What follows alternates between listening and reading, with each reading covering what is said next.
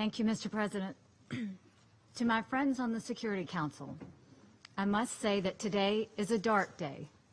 It is a dark day because yesterday's actions by North Korea made the world a more dangerous place. Their illegal missile launch was not only dangerous, but reckless and irresponsible. It showed that North Korea does not want to be part of a peaceful world. They have cast a dark shadow of conflict on all nations that strive for peace.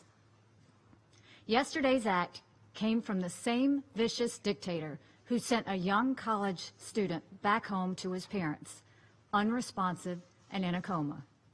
For Americans, the true nature of the North Korean regime was painfully brought home with the images of two guards holding Otto Warmbier up as they transported him from a prison he should never have been in.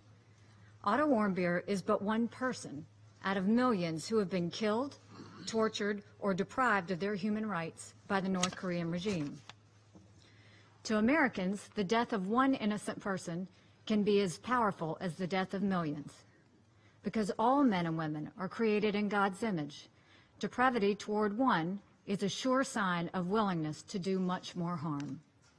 The nature of the North Korean regime is clear. Only the scale of the damage it does could become different. That's why yesterday's escalation is so alarming. If North Korea will treat an innocent young student the way it treated Otto Warmbier, we should not be surprised if it acts barbarically on a larger scale. The United States does not seek conflict. In fact, we seek to avoid it. We seek only the peaceful denuclearization of the Korean Peninsula and an end to the threatening actions by North Korea.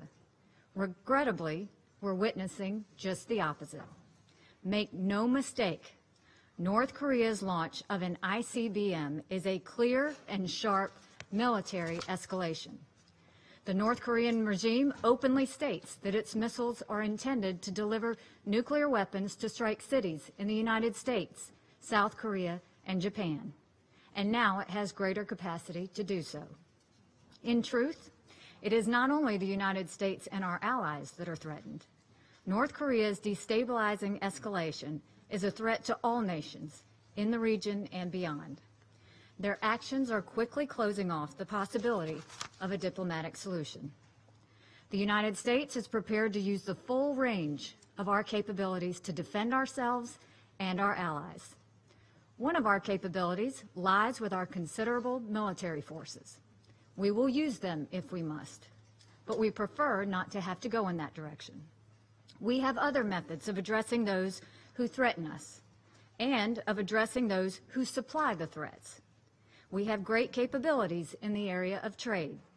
President Trump has spoken repeatedly about this. I spoke with him at length about it this morning. There are countries that are allowing, even encouraging, trade with North Korea in violation of UN Security Council resolutions. Such countries would also like to continue their trade arrangements with the United States. That's not going to happen. Our attitude on trade changes when countries do not take international security threats seriously.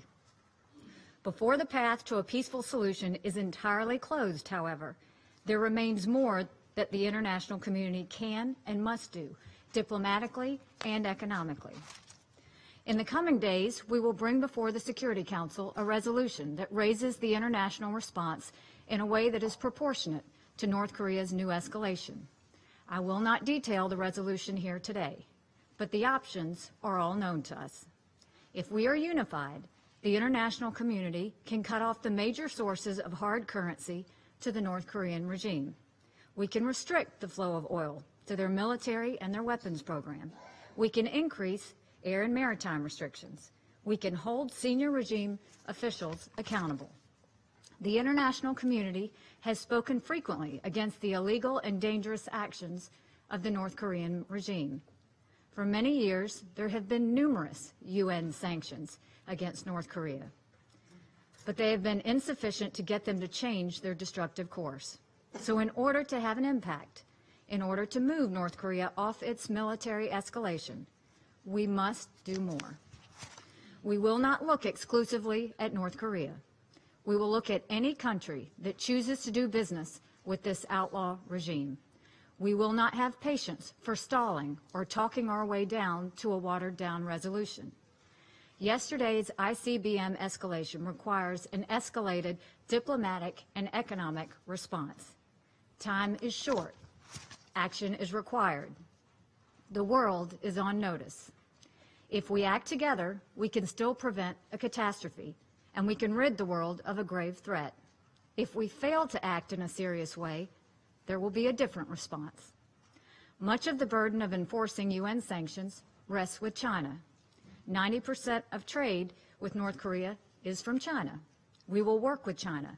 We will work with any and every country that believes in peace.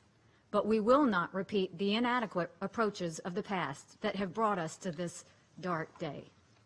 We cannot forget the multiple missile tests this year or yesterday's escalation. We cannot forget Otto Warmbier and others North Korea continues to hold. We cannot